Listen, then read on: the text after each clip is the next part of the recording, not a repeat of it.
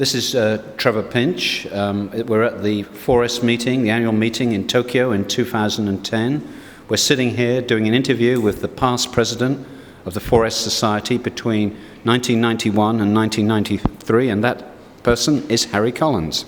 So Harry, I first met you in the mid-1970s at the University of Bath, and you're already one of the well-established sociologists of science on the planet at that point. Can you tell us a little bit about how you got into the field and what it was like and your training in the early days? Well, it wasn't so hard to be one of the most established sociologists of science on the planet, because there were only about 6. So I guess I had become well established because I stumbled into the sociology of science. I just started doing field work at the University of Essex. I knew I wanted to do science. I had a strong background in Wittgensteinian philosophy. I knew I wanted to examine science through that perspective, and I wrote my first piece of fieldwork was on how to build a certain kind of laser called the T-laser. That paper got published in 1974.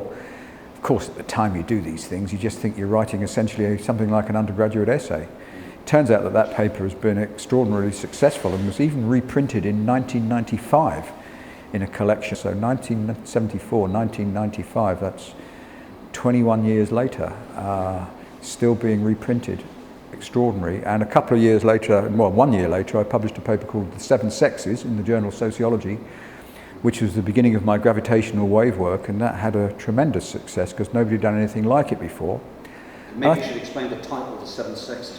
It was called The Seven Sexes. It was a kind of joke from Kurt Vonnegut's book Slaughterhouse-Five, where he says in the book, Kurt Vonnegut says that to make a baby you actually need 7 sexes, not just 2.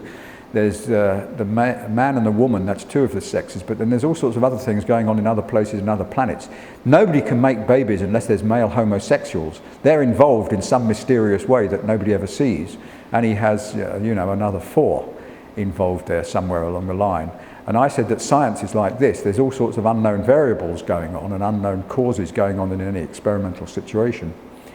And I tried to show that through my examination of the arguments over gravitational waves. And those unknown variables, those unknown causes, provide enormous scope for people to interpret their experiments differently and gives rise to what I called interpretative flexibility.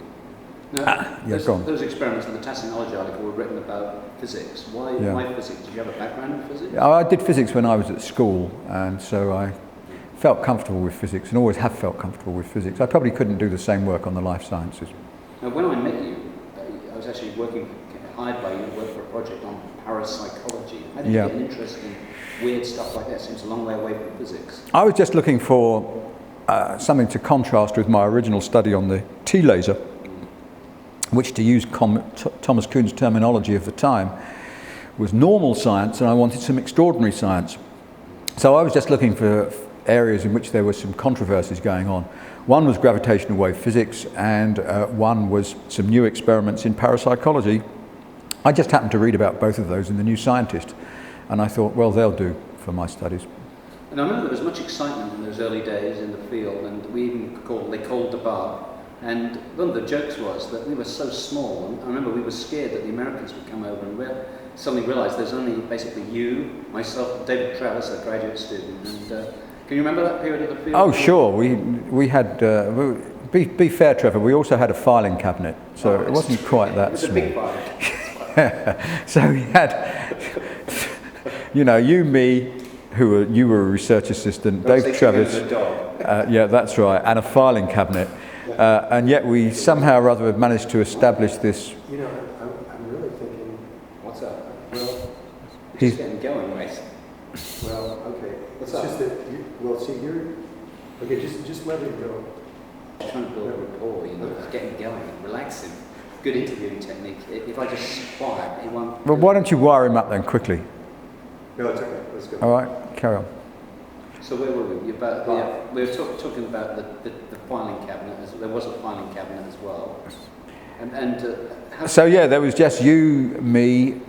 You were the research assistant. I was just a lecturer, very new to the job, and Dave Travis, who was a graduate student, and we also had the filing cabinet. So and we at the same time, somehow or other, we'd managed to generate in a very short time this worldwide reputation, which, as I said, wasn't as hard as it would be today because there were so few people in the field. The other reason that it got going, of course, was that the Edinburgh School, the Strong programme, had started a little while, maybe a year earlier or something like that. And it turns out that what we were doing fitted pretty well with what they were doing. So there was a critical mass generated, and it all grew. It grew suddenly, and we were a bit afraid that if anybody actually came to see our setup, they'd say, "Wow, you know, this is a confidence trick. There's just you and the filing cabinet, and we're treating you as though you're serious." But luckily, nobody ever came. Until we had that conference, remember? Uses of experiment conference, then we had to have it at the training college away from the university so that people wouldn't come and visit. Well, yeah, that was the first conference was actually earlier than that. Yeah, it was 75, and that was held in the university itself. And that was a great success, brought together historians and philosophers and sociologists of science. And then, of course, in 76, there was the first meeting of the 4S in Cornell University, so that started to get us handshaking or more personal flesh touching, as it were, with the international community, and it sort of exploded from there really in a short time. Just talk a little bit about, because you were at the furry in the back of the Plymouth car. Oh, now when did we arrange that? That was surely, we arranged that at the first 4S conference. That was at the first 4S, was it? That there would be another meeting in Germany, which we called the Fury Conference, because we were riding along in a Plymouth Fury driven by Peter Weingart when we decided on it. But that Fury Conference never really went anywhere, so I'm not sure why you want to talk about it. I just remember you telling us about it and how exciting it was. Been at the first 4S meeting, you've got to have another one. It wasn't, right. The thing is so contingent, it wasn't clear there'd be another one. Oh, really? Yeah, yeah. You didn't know that there would be annual meetings? Well, I don't remember, quite honestly, yeah. I don't remember. But the point is that we were on the fringe in that first 4S meeting.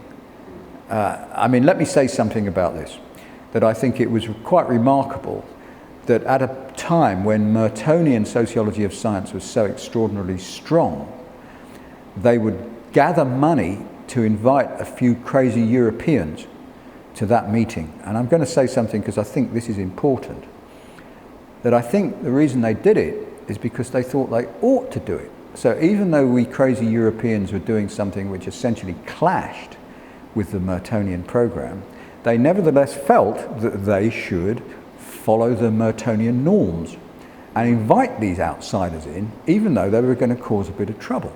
And I think that was a great thing. And I seriously wonder if nowadays people would do the same thing. Because nowadays we don't have the Mertonian norms in the same form.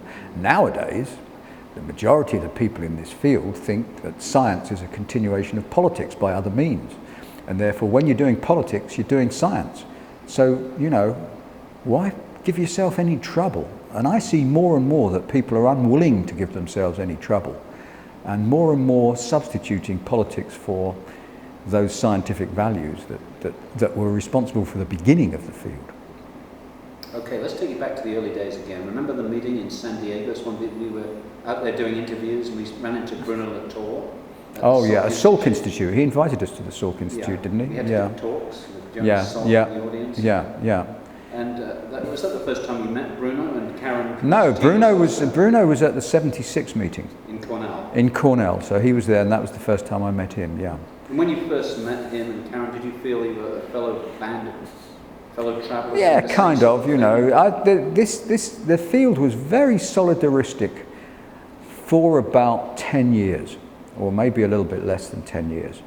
And this prehistory, I think everybody's forgotten about this prehistory. I mean, Bruno has become such an important figure, or did become such an important figure in the field, that I heard that the sociology of science, you know, soon became taught as starting with Bruno Latour.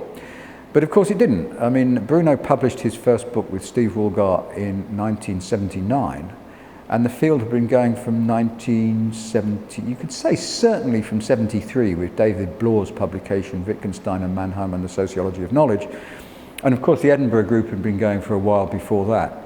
So there were at least 6 years of meetings in Britain, of intense discussion and so on. And 6 years is a very long time when you're founding something new. And we were founding something brand new for 6 years before any, and that was the sociology of scientific knowledge, which was being founded. And it was being founded in opposition to the common sense of philosophy of science and the common sense view of scientists. It was saying, no, the world of science is not like that. And there were 6 solid years of that before the Latourian themes, and then the Latourian themes didn't really start to creep in until later in the 80s. So when were you first aware that there was a different approach developing in Paris? Because Edinburgh was pretty much aligned with Bath. They did the historical side of what was known as we did a certain amount of product differentiation with Edinburgh, but that's what it was. Well, I was going to just butt in. I remember meeting you at Princeton when you came to talk in Charles Gillespie's. I believe he was the guy that led the seminar. The same year that Michael Mulcahy was there. Yeah. And that would have been about 1980 something? It would have been about. Right. I was writing Changing Order, so yeah, it would have been probably 83 or something like that. No, I left Princeton in 82, so it was definitely. Well, it must have been 82 then, yeah. Maybe you had 2 visits to before the writing Changing Order. No, there was only one, but okay. But I mean, what I want to say is I think the first intimations that this very solidaristic group, it's Bruno, it was Mike Mulcahy's students, who were Nigel Gilbert and Steve Woolgar, yourself, Trevor, Dave Travis, and the Edinburgh group, and the Edinburgh students, Andy Pickering, Donald Mackenzie, I think Brian Wynne, you'd say, John Law was there at the same time as well. This is a very solidaristic group, and we all sort of felt that we were pioneering a new way of doing the sociology of science, and we were in opposition to both the Mertonian school and to the philosophers of science and to the orthodox way of thinking about science. The first intimations I got that it was going to break up, well, I didn't really know it was going to break up. The first intimations of friction were, I think, in the early 80s, and it was really with Mike Mulcahy and their invention of what was called discourse analysis. And then, you know, it all seemed a bit crazy to me, but I realised that, you know, they really meant it, and they were trying to do something new and different, and that's the beginning of it breaking up. And the disagreements between the sorts of things that we did and the Latourian school came sometime later, actually. So what's the history of the epistemological chicken debate? That's probably what people most familiar with this dispute.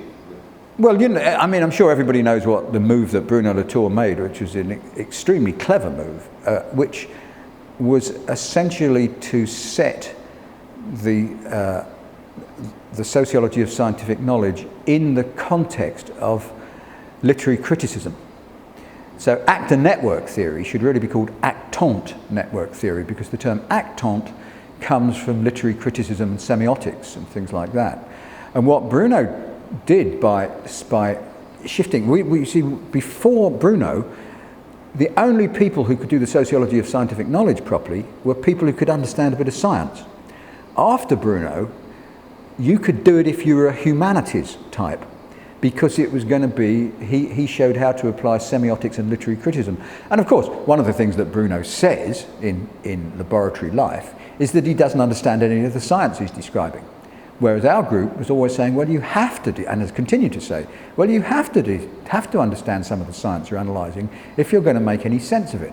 So Bruno sort of increased the size of the field enormously by aligning it with the movement that became known as postmodernism, because he was the first person to actually show that it could be done by humanities people without any of the heavy labour of having to understand the science, or at least he invented a way of doing it that way. Now, it seems to me, and I said this at the time, that it's not a very good way of doing it, but nevertheless, that's where the disagreement started.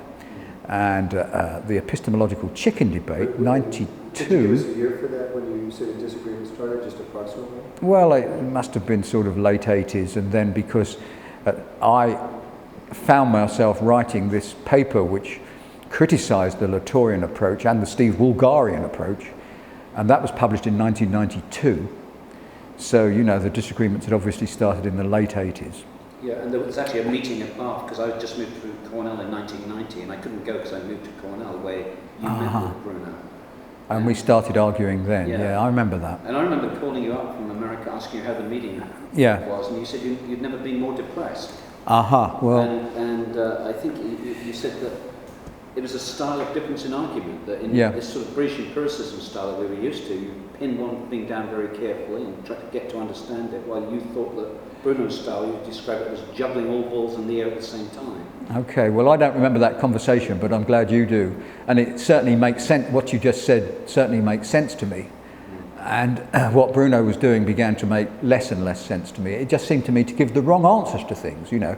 Here I was engaged in another stream of work on artificial intelligence, trying to argue that the understanding of knowledge that we got from the sociology of scientific knowledge could demonstrate quite clearly what computers could do and what computers couldn't do in terms of mimicking human actions. Whereas if you took actor network theory and applied it, well, computers could do absolutely anything that people decided they could do. It just depended on how they used them. So there were no limits. Now, since anybody could become richer than Croesus by inventing a computer program that could handle natural language in the way that humans do it, but they still hadn't succeeded in doing so, it just seemed to me that actor network theory was simply wrong. And my paper tried to describe this, it tried to show where it went wrong. And the commonality in the criticism of the Latour program and the Steve Woolgar ultra-reflexivity program said that they were both driven by the desire to be more relativistic than previous relativists like myself. The title of the paper, Epistemological Chicken, was to say becoming more relativistic was like a game of chicken. You know, the most relativistic, you've got to sort of run across the road in the last minute in front of the traffic, and that's to be more relativistic. And everybody took it to be a virtue to be more relativistic than the last person. And I just said, no, it's not a virtue to be more relativistic. You should only be relativistic for some purpose. In my case, I called it methodological relativism because I thought relativism did a job for you. But it just seemed to me that Bruno and also Steve Woolgar were saying we've got to be more relativistic because that's the way to go. And that just seemed to me silly and to lead to the wrong answers and to lead in bad directions for our field. Well, I have to remind you, Harry, that in your earlier days, and I think you would agree with this, you were actually for a while what we'd say today is an epistemological relativist. You did move. Yeah, in 1981 I changed my mind. Between 1975 and 1981 I was an epistemological relativist. But that's not as relativist as Latour and Woolgar wanted to be anyway. But in 1981 I decided it was methodological relativism. Okay. I think another important part of this... Sorry, let me just say why Latour is more relativistic. The relativism, even when I was an epistemological relativist, was saying you've got to be relativist about the natural world. The way we construct the world is entirely up to us. But what Bruno said is even the difference between the notion of humans and non-humans is relative. So that it's not that we, the humans, are even constructing the world is being constructed between the humans and the things. So that is another step in the relativistic ratchet. But just say another important part of the story is your relationship from an early Bath with the historians of science like Stephen Shapin and Simon Schaffer, of course, who produced what many think is one of the most important books in the history of science from this whole era. Could you talk a little bit about your input and your ideas and talking with Steve? Well, it's their book, so they should really talk about my input to it rather than me. But as far as I understand, the sort of thing that I was doing, which was eventually published in my book, Changing Order, had a big influence on them coming to write Leviathan and the Air Pump. And what they did, of course, extremely cleverly, was to show how it applied to this historical incident and the argument between Hobbes and Boyle. Well, it's interesting to reflect how people change in this field, because I remember Simon Schaffer, when he first came to Bath, was part of the radical science group. He was a Marxist, and he was a long way away from being what he eventually became. That's right. He was also in the punk band as well. Was he?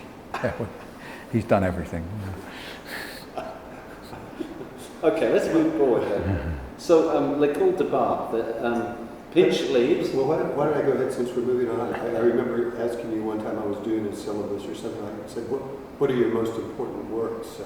And you gave me a sort of short list of the works that you thought were most influential or most important, which some might not be widely read, but they're still important. What would you care to mention? What, my most important works? Yeah, the canon. Well, I've written 16 books and 155 papers, and I tell you that every single one of them is really important. But obviously, I think my first book, Changing Order, so it's not my first book, that was my second book. My first book was written with you, Trevor, which I think was an important book, but nobody else thought it was, or not many other people. It's still in print, actually. It's a work on parapsychology called Frames of Meaning. It's still in print, and people still refer to it every now and again. But then my sort of credo for the sociology of scientific knowledge was really a book called Changing Order, which was published in 1985 and should really have been published about 10 years earlier, but I didn't know you were supposed to write books. I'd written my two papers, 74 and 75, the two papers which essentially contained the main ideas that were eventually published in the 1985 book, but I didn't have the sense to get a book out there quickly. So and it wouldn't have been as good as the 1985 book if I'd written it earlier anyway. I'm not even sure if I was capable of writing a book earlier. But so the 1985 book is obviously an important one. I actually think then I turned for a while to the analysis of artificial intelligence and wrote a couple of books about that. And I think the second one of those, the one I wrote with Martin Cush called The Shape of Actions, I actually think, I often say this to people, if there's anything still going to be read of mine 100 years after I'm dead, if there is anything going to be read of mine, it's probably going to be that book. It's the least read of my books currently, but I think it says the most profound things and the most true things about how the world works. And it tells you why some things can be automated and some things can't. And well, there's my great, huge 870-page book, Gravity's Shadow, which every now and again I pick it off the shelf and have a look at it and think, wow, what a good book this is. But that's not widely read either, of course, because it's too long. And that may become more widely read if gravitational waves ever become important, but then it will surf along on the back of the importance of the physics rather than what it itself does. I think it's a pretty good sociology book. Now, you became president of 4S in... I haven't finished yet, Trevor. You're talking about important books. Don't you want to know all my important books? Then, of course, there's Rethinking Expertise, which is undoubtedly the most important book written in the 21st century so far. Okay. Point taken. Okay, let's get back to you becoming president of 4S. And what was your relationship with the field like then? Did you feel this was an exciting field by this point when you became president? I mean, by that point, essentially the battles with the Mertonians had been won? Yeah, absolutely, yeah. I mean, the battle with the Mertonians was won, at least academically, was won very, very quickly. Not institutionally.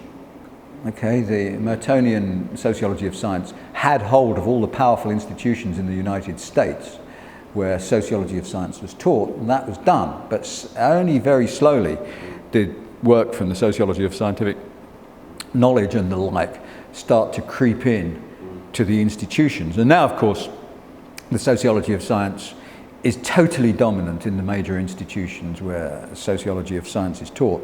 And this is what worries me. It's totally dominant, but how are we ever going to change it?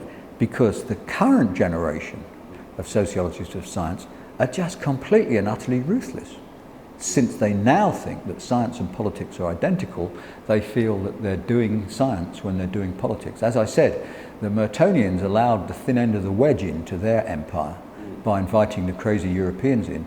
I don't see that happening again, and it does concern me. I think the field is too solidaristic and too resistant to change these days. What would be the size of the membership back then, roughly, at 4S when you were president? Can you remember? Wes, you can say, what, 500? 500. So now it's much, much bigger. It's huge, yeah. I mean, it's one of the, if I may say this, it's one of the problems of a successful field, that as it becomes mature, a certain amount of its purity is lost. Will you elaborate a little bit on that? Well...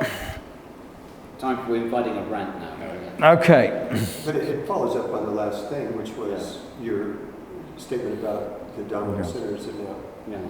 So you reminded me, Trevor, that when I won the Bernal Prize of the Society for Social Studies of Science in 1997, I made a joke about the nature of the field. It was my little criticism of the field at the time.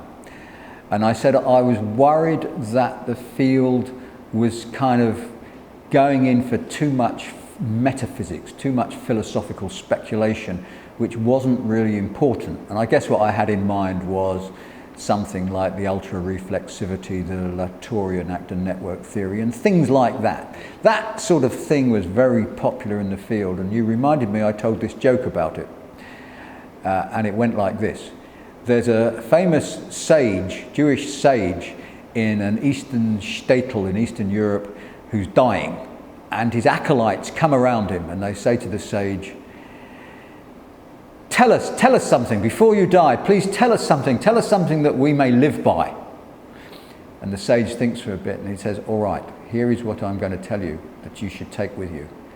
Life is like an arrow. And the acolytes are extremely excited and they rush out into the street and say, the sage says life is like an arrow. And people tell other people, life is like an arrow. And this saying, it travels across Europe, it travels across the world, it travels to North Africa. Somebody tells it to some peasant in a North African desert, and the peasant says, but wait a minute, what does it mean? And the person who told it to the peasant says, well, actually, I'm not quite sure. I'll ask the person who told me. So he goes back and asks the person who told him. And they go back and ask the person who told him. They go back and ask the person who told them. He gets all the way back to the sage, who's not quite dead yet. So finally, the acolytes go up to the sage and says, Sage, when you told us life is like an arrow, tell us, what does it mean? The sage says, no, okay, so life isn't like an arrow. And I kind of felt that a lot was going on where people were doing all this intense refinement of theorizing and so on and so forth, okay, which really didn't amount to anything very much in the end. And if you changed your mind about it, it wouldn't change the world in any particular significant way. Now, I wouldn't tell that joke about the field now, because I think the malaise of the field is a different one. And I think the malaise of the field is that it's become a political movement. Now, I think I started seeing this happen actually under Weber Beiker's presidency. When was that, Wes?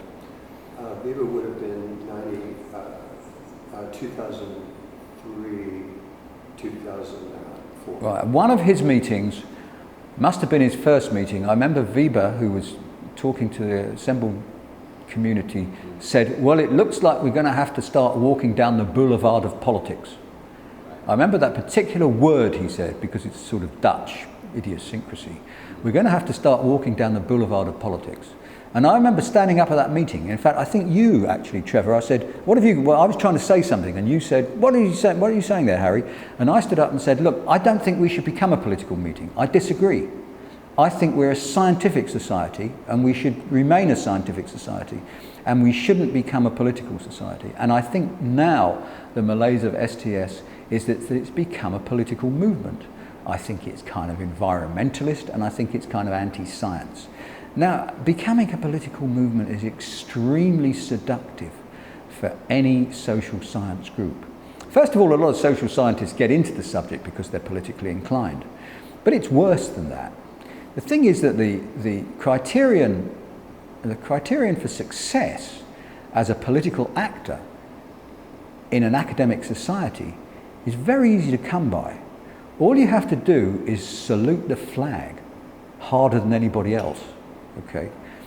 Whereas the criteria for scientific success is very hard to come by, because the criteria for scientific success is doing something a bit different to everybody else. So I think there's this enormous pressure for the society to become political.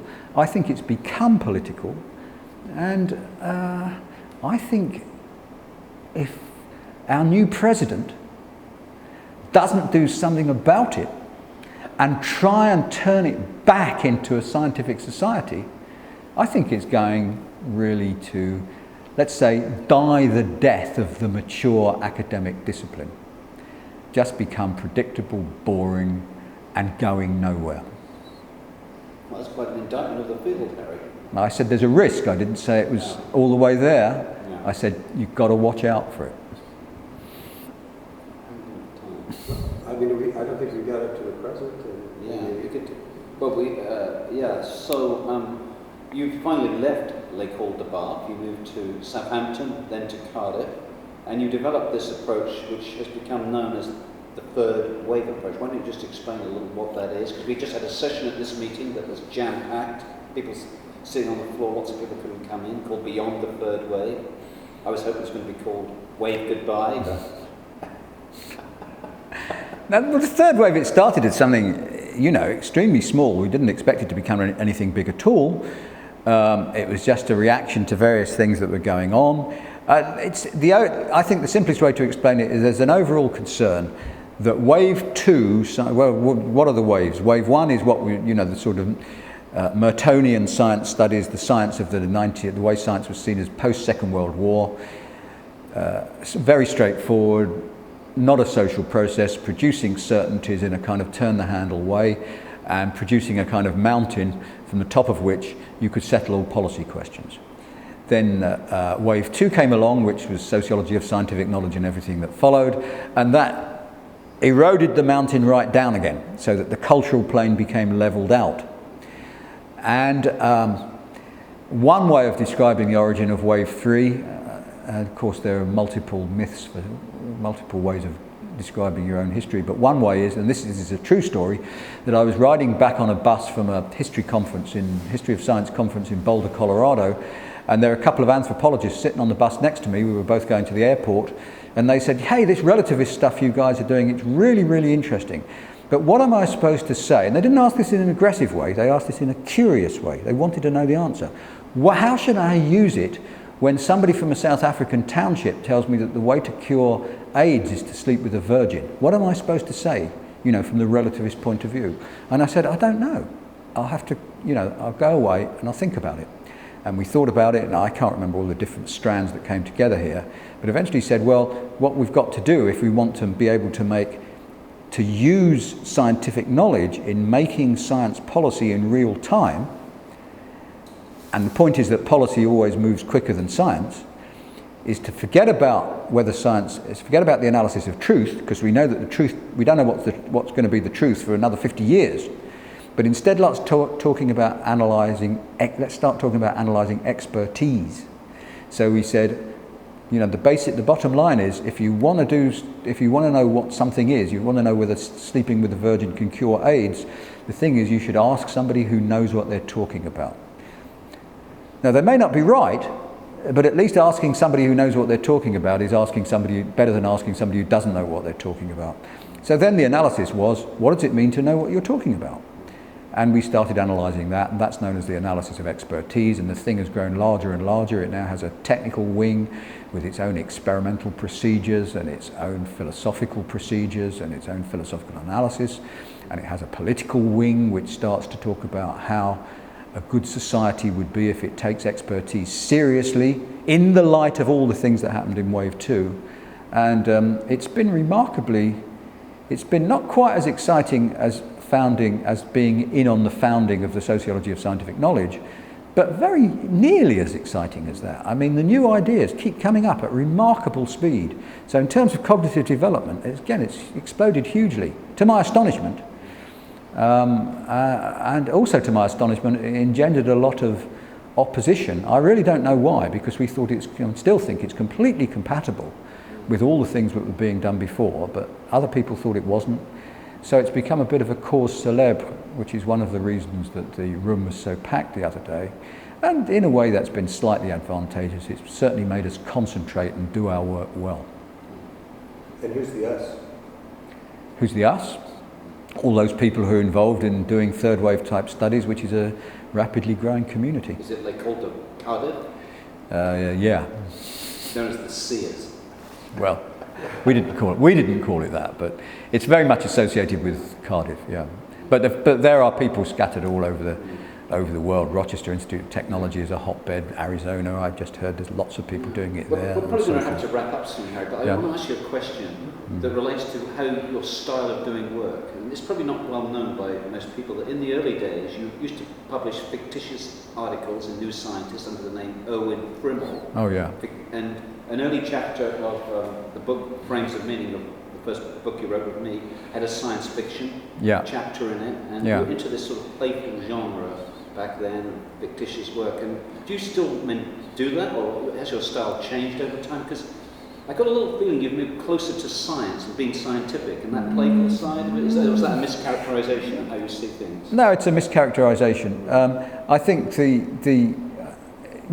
this is very much speaking in retrospect. I think one of the things I now see I really don't like is doctrinaire theories of methodology, doctrinaire methodological schools. So I think when we were writing that, the Erwin Frimmel stuff was just a pastime, okay.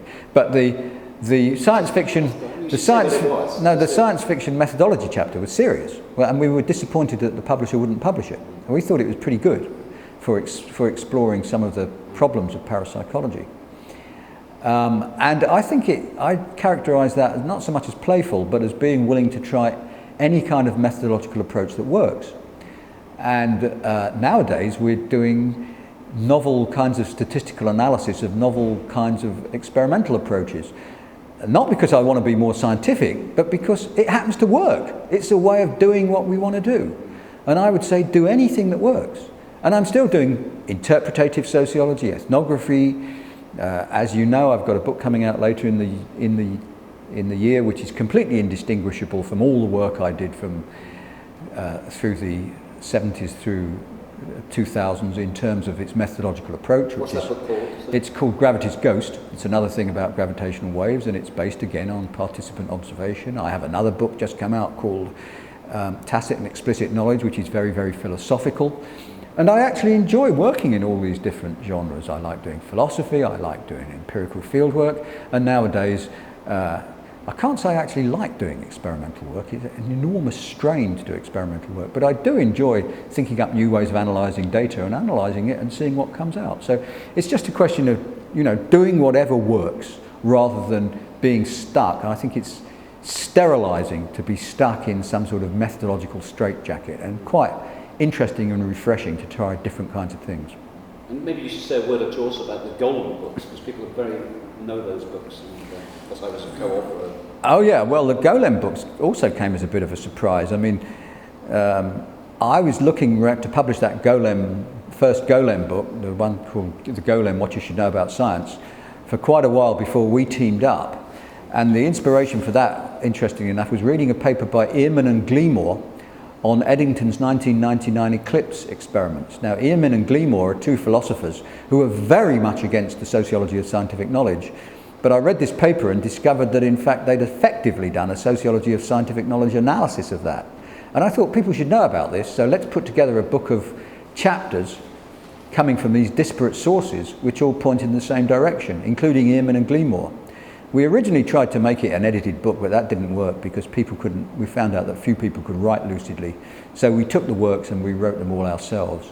And that book's been an enormous success. Again, a bit of a surprise, I think, but life is very surprising.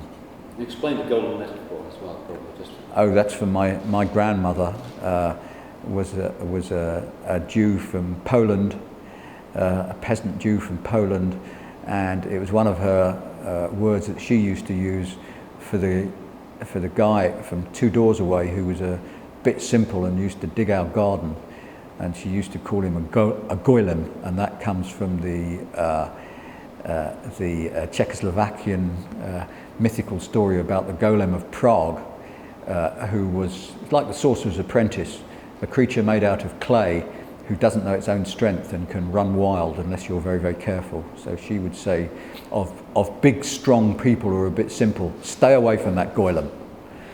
You know, you may get hurt without them doing it deliberately. So our notion of the goylem here is that science is a sort of strong thing, but it's a little bit simple. It's a little bit simple. Everybody thinks it's extremely cunning, but really it's a little bit simple. So that's the metaphor. Well, the last question I almost always ask in an interview is, in 100 years, if somebody's watching this tape because we've been able to preserve it due to luck and whatever, what would you like to say to them? Do you like my shirt? I'm sure that'll still be a popular shirt in 100 years.